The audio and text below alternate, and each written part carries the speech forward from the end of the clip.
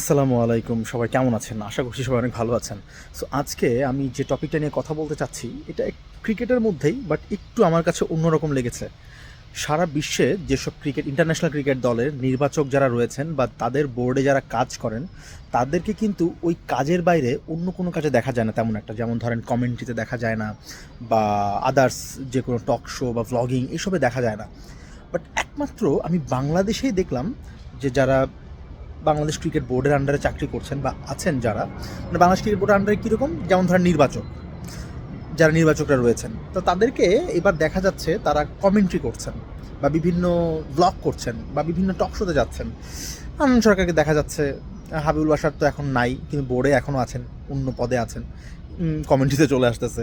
তো এটা কিন্তু অন্যান্য দেশে দেখা যায় না। যেমন পাকিস্তানে ওয়াহাব রিয়াজ যখন পাকিস্তান ক্রিকেট বোর্ডের প্রধান নির্বাচক হিসেবে মনোনীত হলেন, এরপরে তাকে কোনো কমেন্ট্রি বা কোনো দলের আন্ডারে কোচিং করানো এরকম কোনো কিছু দেখা যায়নি।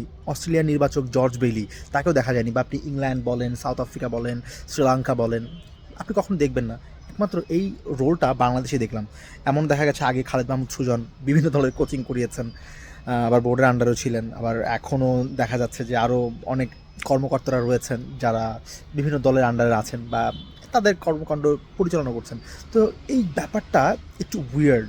তো এই জিনিসটা কেন হচ্ছে? এটা কি আসলে সাংঘর্ষিক কিনা, বা এখানে তখন আস্তে আস্তে অন্য কোনো কিছু দানা বাঁধছে কিনা? তারা আসলে ক্রিকেট নিয়ে কাজ করবেন, যেহেতু তারা নির্বাচক, তারা নির্বাচনের জন্য বিভিন্ন ক্রিকেটকে ফলো করবেন, মাঠে বসে খেলা দেখবেন, বা আদার্স আরও খেলা চলছে, দেশের সেকেন্ড ডিভিশন চলছে বা আদার্স জেলাভিত্তিক খেলা চলছে, সেখানে খেলা দেখবেন, খেলোয়াড় কীভাবে পিক করবেন, এসব দিকে তাদের মনোযোগ হওয়া উচিত।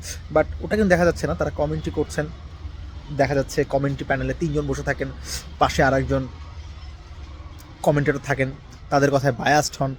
তো এই জিনিসগুলো একটু মানে উইয়ার্ড লাগছে আমার কাছে দেখতে। তো এটাই আমার মনের মধ্যে আসলো যে কেন আমাদের দেশে ক্রিকেট বোর্ডটা এত এক্সেপশনাল।